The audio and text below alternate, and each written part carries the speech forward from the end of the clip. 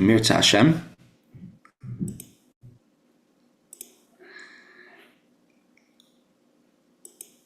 Mirza Hashem, today we will take a deep dive into the minig of Kaporors, the custom we have to do Kaporors, which in Pittsburgh we're doing it today. The best time to do Kaporors, of course, is on Erev Yom Kippur, right as soon as we'll see what the best time of day actually is. It's two different opinions brought in the Arizal. And if you could do it earlier, do it earlier. We'll see there's different opinions and times when to do Kaporors. It is one of the earliest minhagim, customs of the Jewish people that we still have till today. Besides for the minhagim, the customs which are brought in Gemara, minhagei Yisrael, Kaporors is one of the earliest ones. So let's first start with the Gemara. Tadir v'sheini tadir, tadir koidem. Mesechta Rosh Hashana, Daf Daled Amin Aleph 4a. The line starts Kedeshaninan.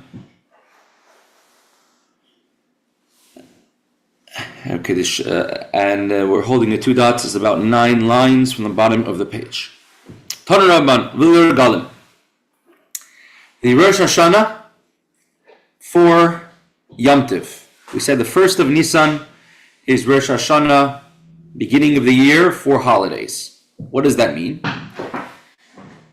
It means halachic definition, halachic difference would be when it comes to paying your pledge, filling your pledge. We said that the first of Nisan is a Rosh Hashana for the new year for count of Jewish kings. When you write in this year of the reign of this king, a Jewish king starts on the first of Nisan. Yom Tiv also starts on the first of Nisan. Gemara asks the question, what Yom Tiv is on Rosh Chodesh Nisan? There is no Yom Tiv on Rosh Chodesh Nisan. If you look at the calendar, Pesach is on the 15th of Nisan. So why does the Mishnah state that the first of Nisan is the Rosh Hashanah, the new year for the Jewish holidays? The new year for Jewish holidays should be a Jewish holiday. The Gemara answers, Amar Rav Chisda, Regel Shabai Rosh Hashanah L'Regalim. What the Mishnah means is that the month of Nisan has a Yom Tiv, has a holiday, which is Pesach, and the holiday in the month is the Rosh Hashanah for the new year. So the first of Nisan is a Rosh Hashanah for the month which has the first holiday of the year. The Rosh Hashanah explains that there's 3 Yom Tovim a year, and the first of Nisan, Rosh Chodesh Nisan, is the beginning of the year, meaning from the first of Nisan until the next first of Nisan, you have 3 Yom Tovim. But what's the difference in halacha? The practical difference. So the Gemara says, Nafkamina, here's a difference. L'noider l'meika malei beval te'acher. If somebody makes a pledge and says, I am going to give this and this amount of karbanis as a pledge to the Beis HaMikdash. Rabbi Shimoni, and discussing the opinion of Rabbi Shimon. Rabbi Shimon, the Tanya, we learned in a Brisa, Echra Noider, Echra Makdish, Echra Maidich, Kivin Shavalo Shlish Regalim, Oyvrim Alav, Vival Tiacher. Somebody donated money, pledged to give either money or a karban to the Beis HaMikdash.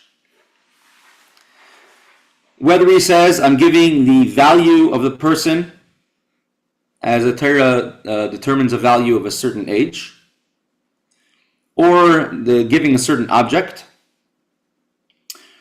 or says, I'm giving my value, however much I would be worth on the market if I was being sold, if a person was being sold as a slave. You have 3 Yom Tovim, 3 holidays of Pesach, Shavuos, Sukkot, 3 Yom Tovim to pay up your pledge. So let's say he did it before, he pledged before Shavuos, let's say he would have to pay it up before the next Shavuos. If he pledged it a week after Sukkot, you have, or say a week before Sukkot, you have up till the next year Sukkot, you have 3 holidays, 3 Yom Tovim to pay up your pledge. Rabbi Shimon says you have more than that. You need to have shloisha regalim kesidran.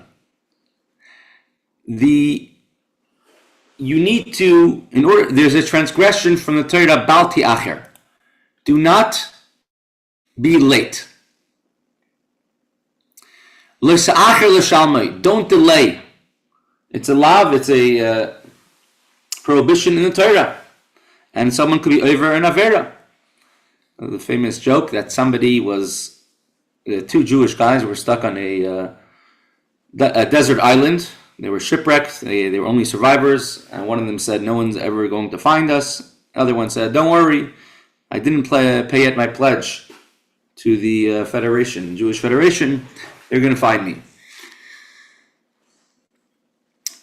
You have to pay your pledge within a year, within 3 Yom Tovim, 3 holidays. So the Tanna Kama says it has to be any 3 holidays, the next 3 Yom Tovim that come up. And Reb Shimon says has to be 3 holidays in order. V'chag hamatzah is techila, and the first Yom Tov is always going to be Pesach. So let's say a person pledged before Sukkot, he has until a year and a half or a year in order to pay up his pledge. It doesn't have to be a year; it could be even longer than a year. Rishon Bar would say the same thing. Regalim pa'amim shloisha, pa'amim arba'a, pa'amim chamisha. It could happen to be that a person will be only liable for the avera, for the sin of balti acher, of not delaying to pay their pledge to the Beis HaMikdash, sometimes with 3 holidays pass him, sometimes 4 holidays, sometimes even 5. Keitzad, how so?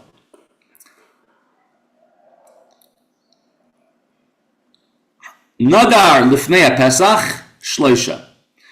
If somebody pledged to bring a certain amount of money or a carbon to the Beis HaMikdash, if it's before Pesach, so then he has to bring it before the next Pesach, or rather before Sukkot, when 3 Yom Tovim pass. Lifnei Atzeres, if it's before Shavuos, if he pledged, Chamisha, because then he has to wait for Shavuos to pass, Sukkot to pass, and then once again, Pesach, Shavuos, Sukkot to go in order. Lifnei Chag, and if somebody pledged to give a donation to the Beis HaMikdash before Sukkot, Arba'a, he has to wait till 4 Yom Tovim pass, Sukkot, Pesach, Shavuos, and Sukkot.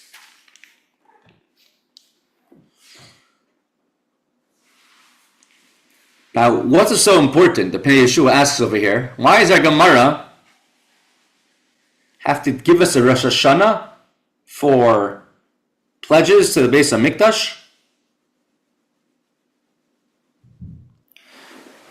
What's the practical halachic difference? A person doesn't get punished for it. He can't get malchus because he could always pay up his pledge later, and it's a lav anitek la'aseh. You can't get punished. There's also ein by ma'aseh. There's no action. So why do you have to make a Rosh Hashana for this? What's the purpose of it? If it's only a heavenly thing.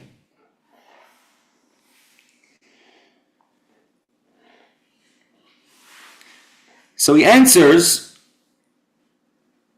the difference is if someone didn't give right away. So for example, let's say they had 3 Yamim Tovim to wait. And he waited till the end. So then he wasn't over anything.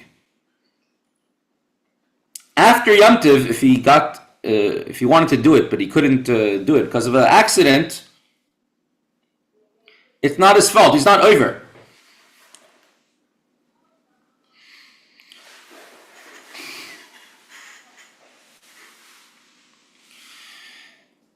And there's a halacha that if someone has a mitzvah that they have to do, they cannot spend more than a third of their money on the mitzvah. For example, let's say a person pledged a certain amount of money to the Beis HaMikdash, and then they realize to pay up that pledge, they're going to have to sell their house and sell their land. So you shouldn't do more. You shouldn't spend more than a third of your money.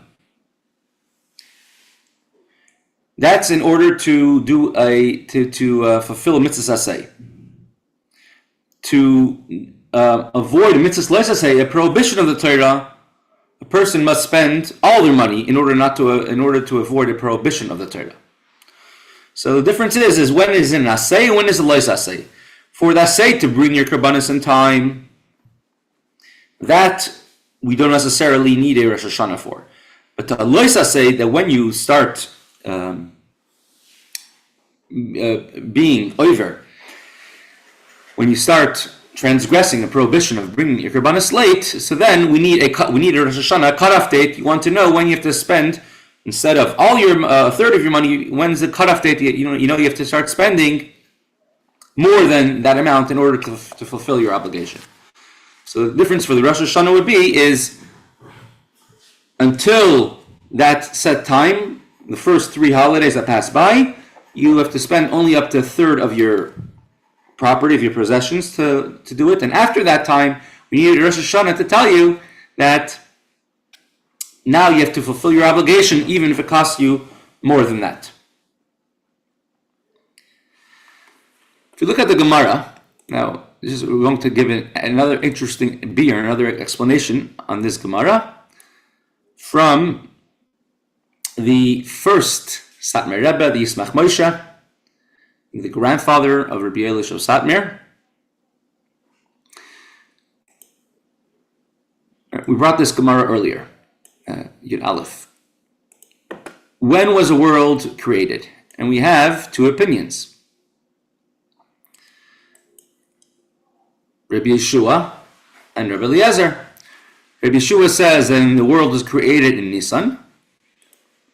And Rabbi Eliezer says the world is created in Tishrei.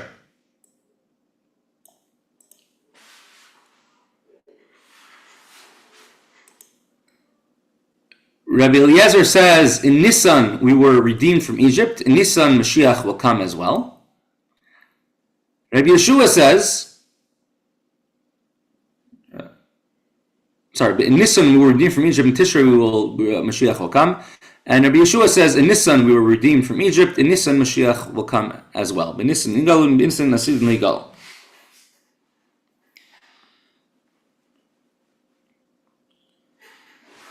And what they're now, of course, every single opinion we explained is part of Torah. It's holy, and Elu Divrei Elikim Chaim. Each one of them is the words of Hashem.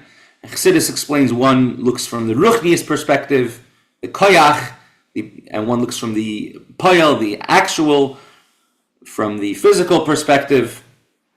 Jewish kings have Rosh Hashanah in the month of Nisan, non-Jewish kings in Tishrei. When the first Geula took place in Mitzrayim, that was the Geula which took us out from the category of being avadim, of slaves, and we're essentially forever since then b'nei chayrin. We are free people, and even though we're temporarily in galus, but we never could go back to having that same mentality. We are essentially b'nei chayrin. We're essentially people of Hashem.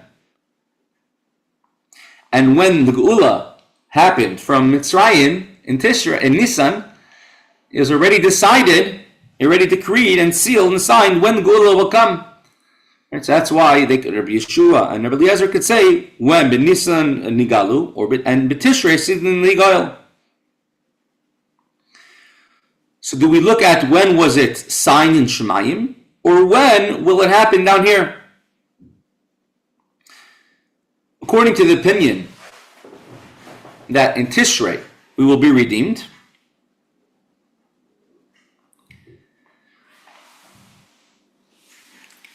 so therefore, in the month of Nisan, it was written when we were left Mitzrayim, when we'll be redeemed in the month of Tishrei. Amir Hashem, let us be redeemed in this month of Tishrei. And according to the opinion, right, of Rabbi Yeshua that we will be redeemed in Nisan, so in the month of Nisan, when we left Mitzrayim, we were already written and sealed that the Geula will come in the month of Nisan. Now, if one of the famous Gemaras of Rosh Hashana, this is the real source. Rosh Hashana is a day of din, a day of judgment.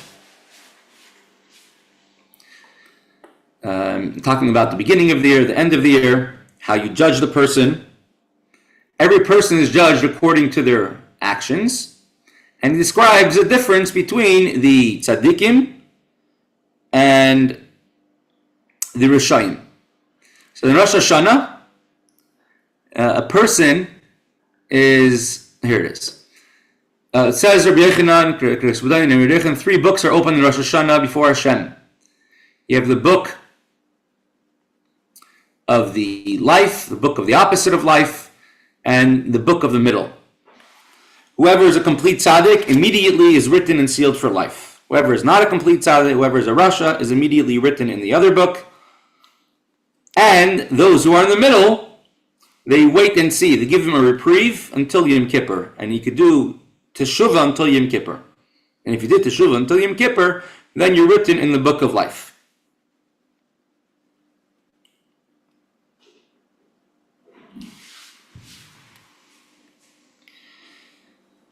So this connects, how he connects it with our Gemara.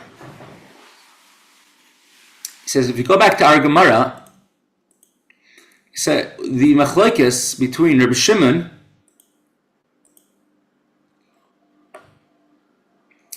and the Tanakam and the Chachamim is, when do the 3 regalim, the 3 holidays, when does a count start in order to have the countdown when you have to pay up your pledge by?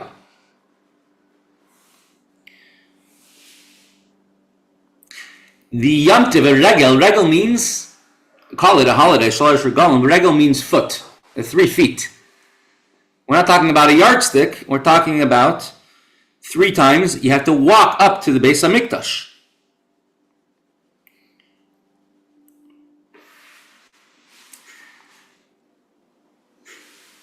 So you need Shalosh Regalim, 3 holidays. So the question is, which holiday is the first holiday? So if you look at the words of the Gemara, regel shebai.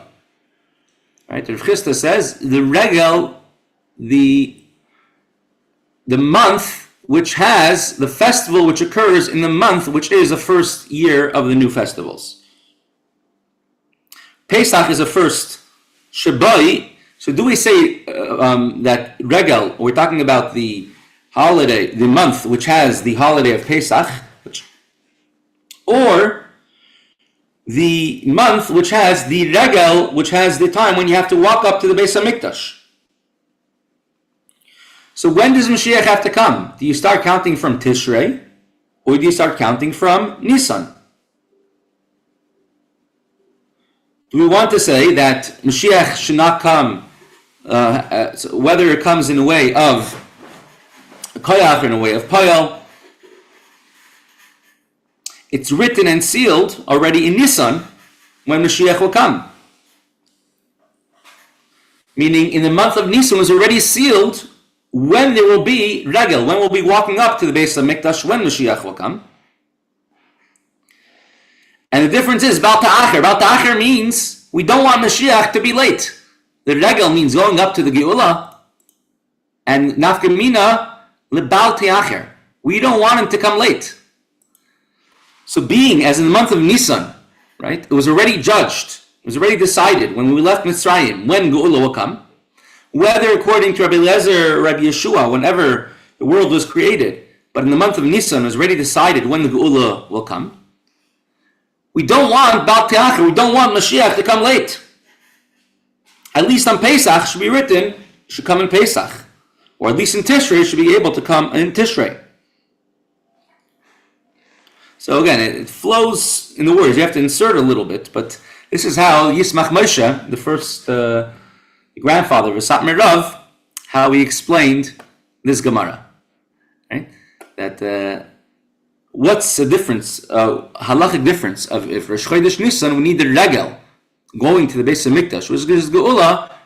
The difference is about the Acher. We don't want it to be pushed off at all. So whether you start in Nisan, whether you start in Tishrei, we don't want it to be pushed off at all. And Rosh Hashanah is the idea of signing, which want alter l'chaim, immediately for Geula. Right, so that is just a nice pirush on this Gemara from the Yismach Moshe. Go a little bit into the topic of Kaporors. Well, Kaporors is a custom minhag. We're not going to discuss at all the idea of tsar b'alechaim, causing pain to the animal, because that is something is definitely forbidden.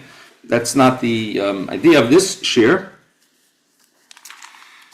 I'm just talking about the origins of Kaporors and the idea of doing it with a chicken, daf specifically. And we'll see there's sources of from this in the Gemara and Shas, and we'll touch upon as much as we could today. There's two Jewish expressions to say if someone comes or someone's involved, but they don't know what's happening. So they're listening to a shiur, not knowing what's happening. They say it's either like a han b'nei adam or yavan in sukkah. A han is the hen, the chicken, looking into the b'nei adam, looking into the words that we say, b'nei adam, children of man. When the chicken looks into the machzor, or looks into the words of Kaporors, it doesn't understand what it's saying. Or Yavan in Sukkah, Yavan is a non-Jew in the Sukkah, looks around, doesn't understand what the Sukkah is at all. So in order that we shouldn't be like a Han B'nei Adam when it comes to Kaporors, let's go through some of the original ideas, sources of Kaporors. We're going to bring from the Alter Rebbe Shulchan Aruch, and I think a good place to just follow along might be over here. If you want to have some more sources, go to Shulchan Aruch Harav, and he has a lot of good sources here as well, and about the idea of Kaporors. So I'm going to bring some of what he says, but a lot from what other people say as well. And that's from Chabad.org. When did Kaporors, what's the original source that we have written clearly about what Kaporors is? So we have Rav Sheshna Gaon. Rav Sheshna Gaon, the Gaonim. Gaonim were, here's the Tanaim who wrote the Mishnah, Amirayim. They finished about in the year 500. And the Sevarayim were beginning of the Gaonim, end of the Amirayim, were editing at times editing the Gemara, and then you have the Gaonim, which spanned a period of this is about the year 1050 from about the year 620, 650, so about 400 years the Gaonim spanned. You had great Gaon, Reb Hai Gaon, Reb Sadia Gaon was the end of the Gaonim, Reb Natarani Gaon.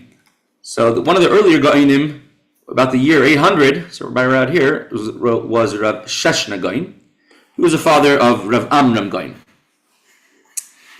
The Gaonim, we have many svarim from them, but the Shulchan Aruch was only written over here about the year in the 1500s. Until then, you didn't have a Shulchan Aruch. People were either very learned, or if you weren't very learned, you asked a Rav.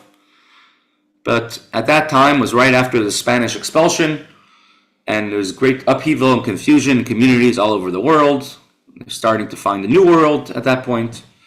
And that's when the Torah and you already had the Rambam a little bit earlier in times of the Rishonim, the Rambam and the Torah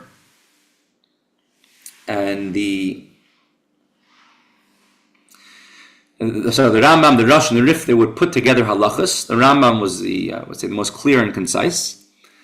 He had the son of, he had the Rosh, who also had Piskei Din of halacha. But most of the Gaonim, most of their Svarim are not so much pilpul, they're more halacha. Answers what halacha is to do, because Shulchan Aruch was not around yet. From Shulchan Aruch and the Rambam wasn't as widespread, and there were different opinions in every place. So many of the Gaonim, their Svarim are clear halacha. So Rosh Hashana Gaon writes that the minig is to take an animal during the month of Tishrei, and to take it and do a kapara, calls it Kaporors, atonement. And he says he should use a chicken because a chicken was the most common animal. So someone asked him a question: if I want to use something else, is there specifically a chicken? So he says use a chicken because the chickens are the most common animal that you find around. And then he writes a second thing, that a chicken is called a gever, krois hagever. It's one of the times in the morning. Krois hagever. It's when the chickens are able to, when they're quacking, when they make squawking, they make noise. And since chickens are called with the term gever, therefore you should use a chicken, because a chicken is also a kapara. It's atonement for the person. If the person was supposed to pass away that year, then you say that he does the shuvah and he gives it to the chicken instead, and it's a gever tachas gever, a person instead of a person. He also writes a similar thing, that on a seder plate, on a kaira, the common custom is to take a chicken bone, and he writes because that's what the most common animal that's around. So today, when most people don't have chickens in their yard, it's not the most common animal around. But the second reason Rosh Hashana Gaon writes that gever, the chicken is called a gever, and is gever tachas gever, a man for the chicken instead of a man, that reason is still valid today. Rabbi Nathan Roy Gaon, he is a very interesting back and forth. Someone asked him questions, and you have to realize many Jews were just not knowledgeable. There wasn't a Shulchan Aruch, there wasn't a cheder with a good curriculum. Everyone learned whatever they learned in their city, in their town. So someone was asking him about the simanim people eat on Rosh Hashana. Should we do this? Should we do that? Is it Darkei Hamurdi? Darkei Hamurdi is the Hamurdi, but it's just a general thing. People are very superstitious, and they would do all different types of things. So maybe some of the simanim would be like a superstition, like Darkei Hamurdi, which is in the Torah tells you not to follow the Darkei Hamurdi. And so he answers that even if it's a nichush is almost doing something as like a good luck, as a charm for something, as a sign. It's different than when it's done l'toiva for a good thing. And the Gemara Mesechta Krisos actually brings many of the sources of the simanim come from the Gemara about why we eat radishes and leeks, tradin, silka. And he says a nichush l'toiva, if you're being sort of superstitious in a good way, it's not a problem. Because when someone does an action, let's say they don't walk around under a ladder, they shouldn't have bad luck. So they walk around the ladder, and then they have bad luck anyways. So then they get upset. I did everything right, and I still had whatever is supposed to happen happened. But nichlas shel tova is that you're doing something as a siman, as a sign for us, so we should know to do the right thing. It's not a negative thing, and even if, God forbid, something goes bad, you're not going to say, hey, I didn't do it right. I messed up. I did the skula wrong. So such a thing is mutter, especially reminding us of Hashem and kapara. And he brings down, when do you do kaparas?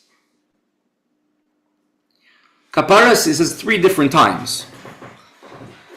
Some have a minute to do it on Hoshana Rabbah. Some have a minute to do it on Erev Rosh Hashana, or Erev Yom Kippur. So there's 3 different times when to do it. It wasn't even a set time when to do kaparas by Reb Natan Reigan.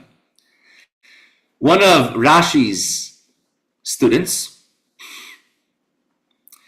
is, he wrote the Machzor Vitry. He lived in the Vitry, a city in France, and he learned from Rashi. Rashi was about 900 years ago. Okay. Right in the times of the, let's say, 1100s. So Rashi, student of Machzor Vitry, he wrote a Machzor, one of the first texts of Shana Yom Kippur davening that we have, and he brings Kaporors inside of the Machzor Vitry, and he brings the source, and he says it's like the Sa'ir HaMishtaleach. It's like on Yom Kippur, they were in one of the avodas, in the Beis Hamikdash on Yom Kippur, was to bring 2 rams, 2 goats that were identical. One was brought as a carbon to Hashem, and one was sent out of the Beis Hamikdash on Yom Kippur and pushed down the cliff. The Sa'ir HaMishtaleach was sent to the Azazel, to the Satan. And it says we take a kapara, we take a chicken, or not a chicken, we take an animal and we shecht it, like the Sa'ir HaMishtaleach, like the goat which was shechted in the Beis Hamikdash, which is sent to the Azazel, sent to the Satan. And therefore, he says we should use something like the goat, something with horns, like a ram or a goat, something with horns, to remind us of the Sa'ir Mishtaleach, to remind us of the goat or the which was sent away to the Azazel, pushed down the cliff during the times of the Beis Hamikdash, during the Veda on Yom Kippur. Go over here, the Gemara. Let me just go back to the Gemara Mesechta Shabbos. Another interesting source. So we see so far, we have chickens, we have goats. We're going to see another interesting thing that was used for kaparas. Let's go to the Gemara. We see how Mesechta Shabbos, Daf Pei Aleph, Amud Beis, 81b, something called parpisa.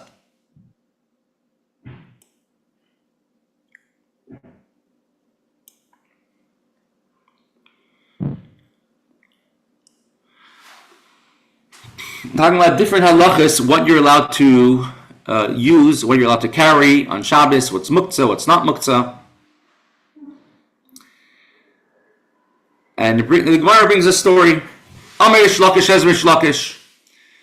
If you have, we'll do just the English part of the Gemara. It is permitted to use a stone. Then they had no toilet paper, fresh wipes, right? You're allowed to use a stone to wipe yourself on Shabbos when you go to the bathroom. And even if the stone has grass on it, it's not a problem, because that you're uprooting the grass, because it's not on purpose. You only had in mind to use a stone, not the grass. And so therefore, you're allowed to use it. Amarav Papi, says her Papi, from here we see, Hai Parpisa Shadi Litaltule. You're allowed to use a parpisa. What is a parpisa? A certain type of flower pot. And the Gemara is going to go back and forth whether you're allowed to use a parpisa, a piece of a flower pot, to use yourself to someone to wipe themselves on Shabbos. It was a flower pot that they would plant it with a certain type of grass, which would grow very quickly, and they put it on the ground. The question is if maybe the flower pot got a hole from the roots and they connected to the ground, and therefore if you pull up the flower pot and to use a piece of the flower pot to use yourself, to clean yourself on Shabbos, you might be toilish, you might be uprooting a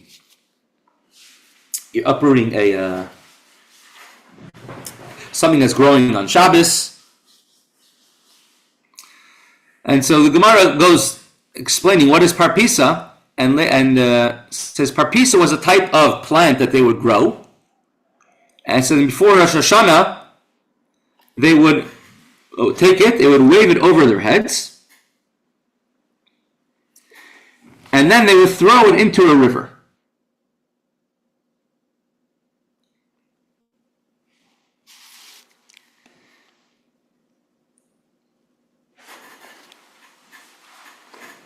From here is actually a source, many people say, a source for tashlich.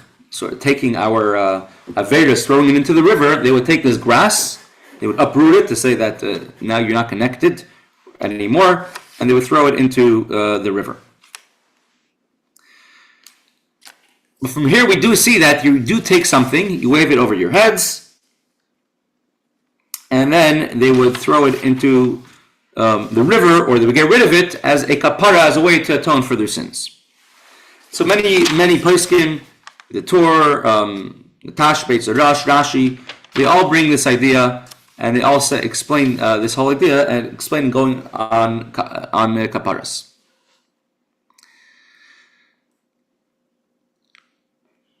Are they saying that you take the grass and rip it out from the ground?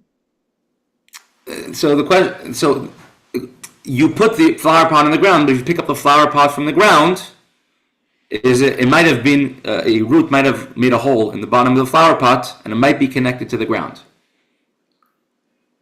and therefore you might be toilish. But they would put the flower pot on the ground. And the whole back and forth is putting the flower pot on the ground.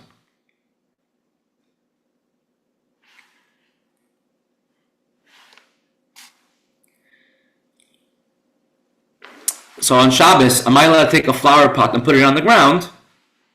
Right? Is it considered to be zereya, planting? Because you're putting on the ground, it's maybe getting sustenance, getting some nutrients through whatever is in the ground. And in similar way, if I take a flower pot off the ground, am I uprooting? So, halacha is saying it's fine, it's okay, it's not a problem.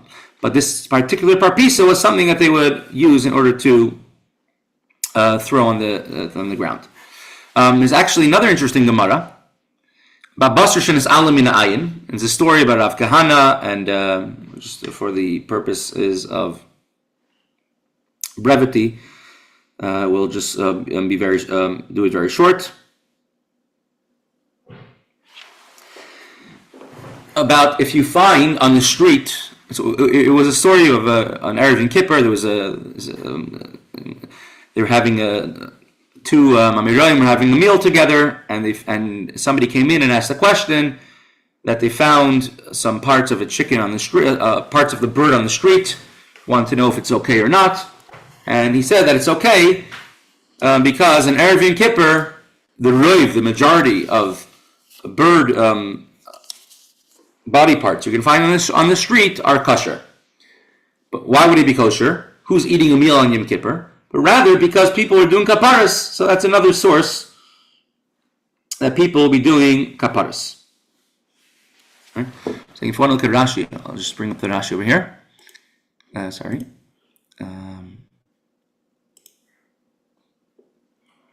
Let's go to the Rashi.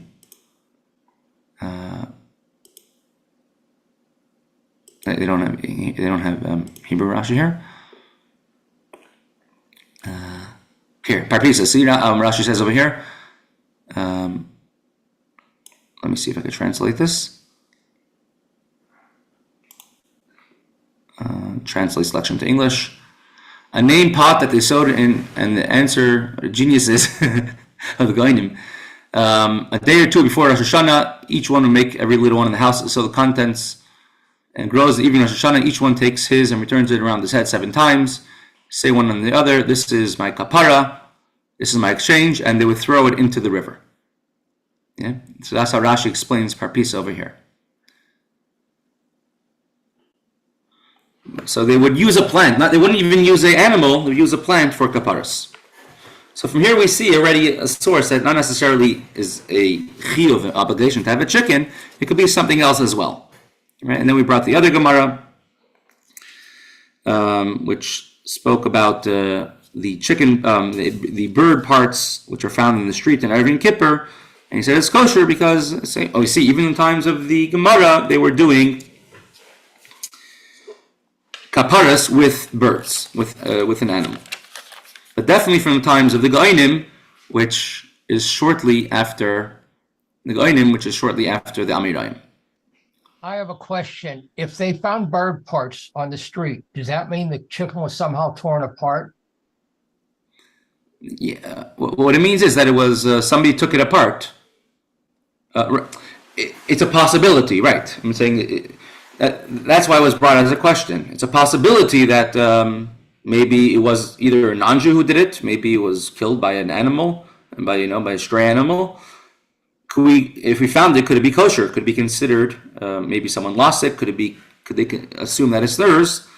So there, the halacha is, if it's found on the street, you go after roiv, the majority. If it's found in a house, then you don't go after majority. But if it's found in the street, you go after the majority. And on Erev Yom Kippur, the majority that you'll find in the street will be kosher. And therefore, you could assume that one is kosher as well.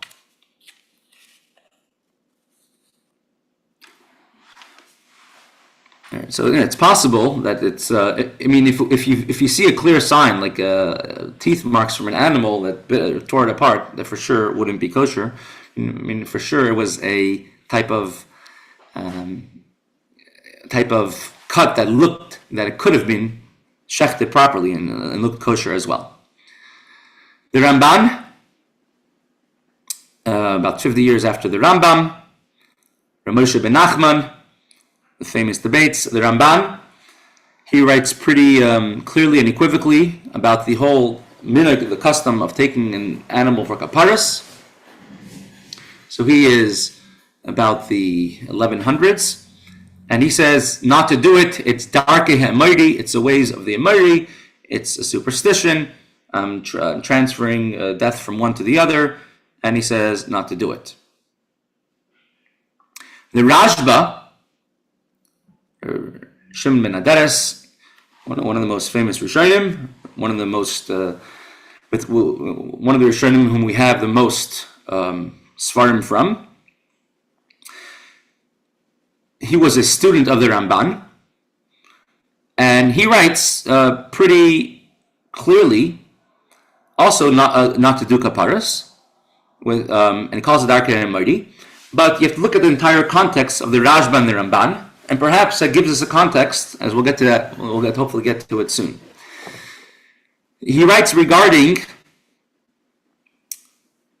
people had all types of minhagim, all types of customs. One of the customs was when they moved into a new house, they would bring a chicken and they would shecht it in the new house. And they would use it for themselves. But that was one of the customs that they would have, maybe to ward off any superstition. And that and several other customs that were common around then. The Rashba says all these are from the darkei ha'emori. All these are things that are prohibited according to Torah, and you should not continue any of this. And he puts Kaporors as part of that as well. And he says that, however, the shochet who shechted, right? So the slaughterer who shechted a chicken when you wanted to dedicate a new house to ward off any bad spirits, that shochet is a valid shochet. If a shochet shechted on Shabbos, even if it's a good shochet, but he's invalid from right. He can't be a shliach because he went against the Torah, and his shechita is no longer good. But he says a shliach who shechted it is okay, it's fine, because there are people who say it's fine, but you should not do it because it's darker hamardi, any places kaparis together with that. So it's very possible that the Rashba and the Ramban, as we'll see soon later on, the Rashba and the Ramban, they were in their times. There's a very big issue that people were having of going into all different types of, occultic type of things, trying to find signs and trying to find different, ways to ward off good luck, bad luck, and therefore he said you shouldn't do kaparas either because of that. The Rebbe, also one of the Rishonim, he writes that the Rashba himself, who was a Talmud of the Raman, he himself would agree that if I give the chicken to tzedakah, so you shech the chicken for kaparas, I give it to tzedakah, charity, it's not darker hamardi, not the ways of the mardi. Because you're giving it to the poor, to charity, you're not doing it for yourself, you're doing it in order to do another mitzvah with it. If you're doing it to make yourself a meal at home, or just for the sake of killing, that's a problem. But if you're doing it to give to tzedakah, then it's not darker hamardi. What is the what did it say in Shulchan Aruch? Let's maybe go into here.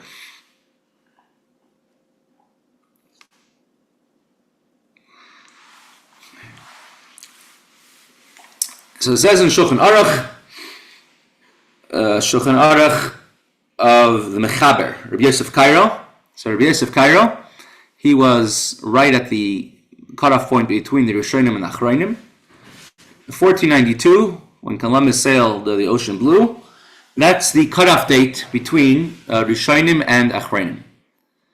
And Achronim can't argue with a Rishon. So Rabbi Yosef Cairo, he was, as a young child of 2 or 3 years old, he was one of those who was expelled from Spain. And he was in Turkey for a long time. And then he ended up in Eretz Yisrael, in Tzfas, where he wrote the Shulchan Aruch. So Rabbi Yosef Cairo, as a Sephardi, the Sephardim generally followed the Mechaber, and if the Ramah says differently, Ramesh Israelish who lived in Poland, in Krakow, then we follow the Ramah. And the Mechaber writes pretty clearly that one should not do kaparas at all. There are some later, not the first versions, but or later versions of the Shulchan Aruch, which says actually the words that it's a minig shtus, that he writes that it's a minig of foolishness. Many of the Achronim write that we don't find the Mechaber writing minig shtus in other places, and things which are a lot more questionable, which the Mechaber has a lot, which is, the Rebbe of Cairo has a lot more problems with. He doesn't use the word minig shtus, and they bring all types of proofs that it must be that the typesetter who put together the Shulchan Aruch is the one who added the words minig shtus. But he says not to do it, and following the Rashba and the Ramban, not to do kaparas. Which leads to a very big question, and I'm not holding anybody back, because if anybody wants to go, it's already 12 o'clock. I'm just going to continue, if no one minds. Which leads to a very big question: why do we see Sephardim who follow the Mechaber, the Shulchan Aruch? Why do we see that they're so careful about kaparas? In many ways, much more than the Ashkenazim are careful of kaparas. And if they follow the Mechaber, they definitely they should not be doing it. Now, another question. Tell me, the Mechaber wasn't aware of the ancient minhagim of doing kaparas, especially he traveled so much from Spain to all different places he was in.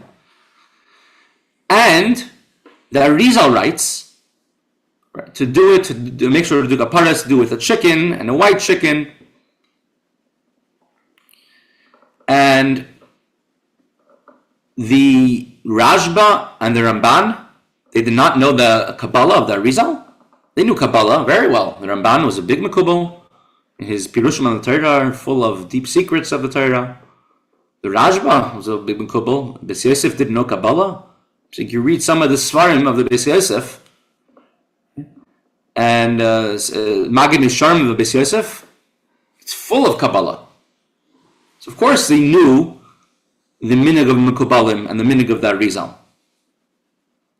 So when the Beis Yosef paskins in Halacha, or the Rashba and the Ramban, and the same thing the Alter Rebbe paskins in Shulchan Aruch, he doesn't always paskin according to the Kabbalah that they know. They're writing a sefer for Klal Yisrael, for all the Jewish people. And therefore, if it's a minig, if it's halacha, they don't write, even if they know, even if they personally would do something different because of Kabbalah, they would they would do differently.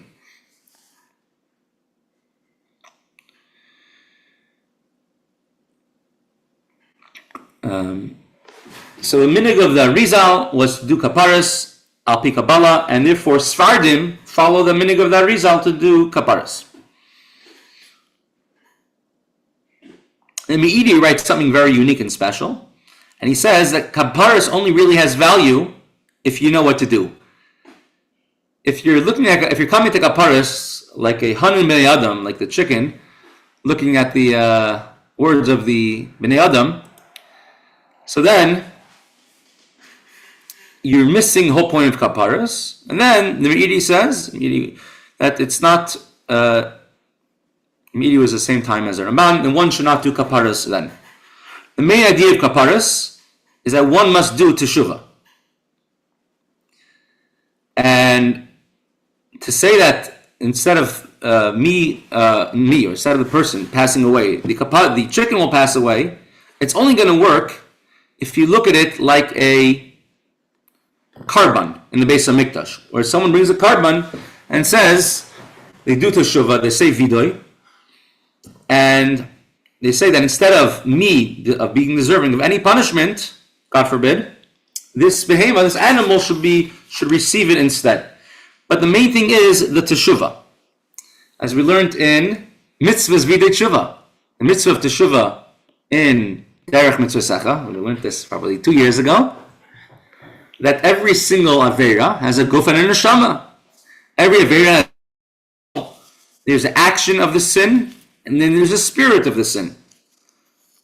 You could fix the action of the sin by rectifying it, so in this case is doing the kaparas, but the spirit of the sin, one, God forbid, left Hashem, that has to be fixed as well. Doing teshuvah.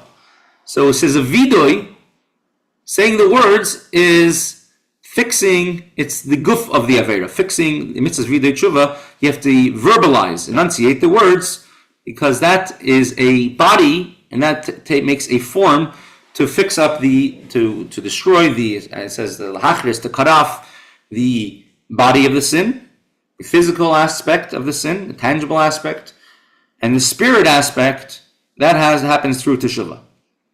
So kaparas, he says, is worth doing if one goes with the proper way of doing kaparas. But otherwise, it's almost, he says, it's like the Rambans could say, Dr. Hamardi, witchcraft, which is the reason why the Pri Chadash says not to do kaparas. And I guess I'm only about halfway through this year. We'll maybe finish this tomorrow. But we'll just bring the Alter Rebbe. Many of us are doing kaparas today, but I guess we'll hopefully retroactively learn some of the reasons of the word kaparas, 3 translations of the word kaparas, connecting it to 3 reasons of kaparas, how it connects to Hayom Yom. We see the Alter Rebbe, just in Shulchan Aruch, Siman Taf Reishei, says in these countries, it's our custom on Erev Yom Kippur to take a rooster, a male to take a rooster, a female to take a hen, to do kaparas, atonement. Kaparas means atonement, cleansing, and redeeming. And we're going to go through all three of these ideas. And we're going to go through these things of these things of the Alter Rebbe, Mir Hashem, but definitely the minhag is definitely to do it. I think we'll continue with this tomorrow, Mir Hashem. Shekayach.